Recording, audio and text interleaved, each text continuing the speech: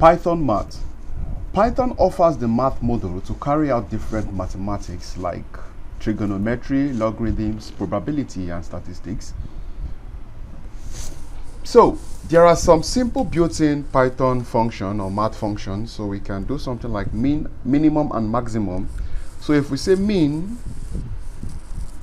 of, let's say, 5, 3, 2, and we can do the same thing, we can say max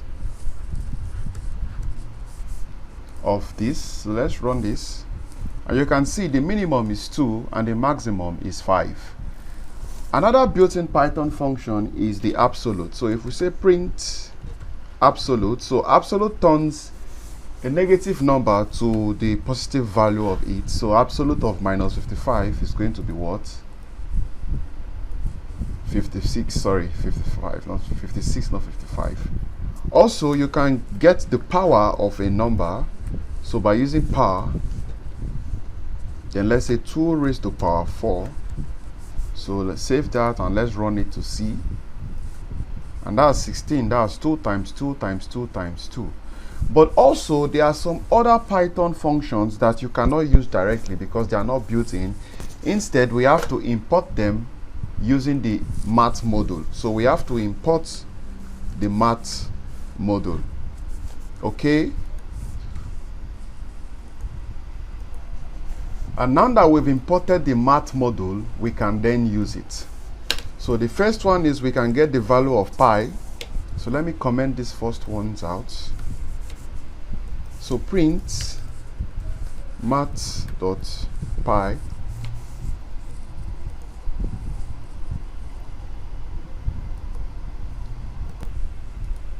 Clear output. Save this and let's run it. And you can see that's the value of pi. So we can do more. Let's just do more of them. So we can try the cos. We can say cos of 20. Not just cos, but math.cos, okay? Math. You have to use the maths method. Let's try others. So print. Let's try the exponent, maths.exponent of 30. Print maths.factorial of 6. So that's another one, factorial. We can also use the ceil function. So maths.ceil of 2.499. 2.433. Same thing. We can also use the floor.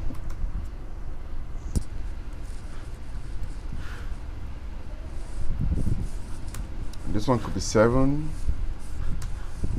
6. We can also do the square root using floor. Sorry, using maths function or the imported math module. So maybe square root of 64. So let's save this and run all this. Let's see what our output will be. And as you can see, we have the square root of 64 at the bottom. We have the math.floor of 6.7 as 6. We have the ceil as 3. Factorial of 6 as 720, and so forth. So if you want to get more about using the math function, you can check on the internet. But the most important thing now is that you know how to use it and you know how it functions. So this is it, guys, on Python math function. I'll see you in the next one.